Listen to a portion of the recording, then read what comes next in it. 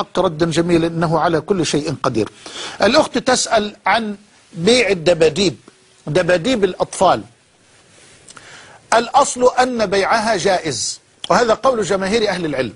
الدباديب للأطفال بيعها جائز ولا حرج فيه إن شاء الله تعالى، لأن هذه الدباديب لا توجد في الحقيقة على أصل خلقتها أو على أصل صورتها، لا يوجد أصل صورتها في أصل الخلقة. يعني لا ترى دبدوبا بهذه الصورة التي تقدم للأطفال، لا ترى صورته في الحقيقة من خلق الله تبارك وتعالى لنقول بأن هذه مضاهاة لخلق الله أبدا.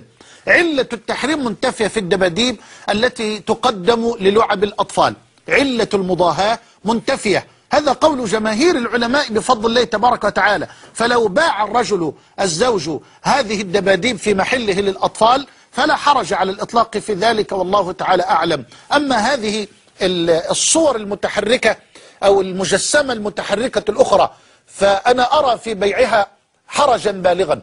يعني العروسة مثلا، لغير الدباديب بقى، العروسة اللي لو نظرت إليها فعلا أول ما تقترب منها أول كلمة تقولها ده ناقصة بس تنطق.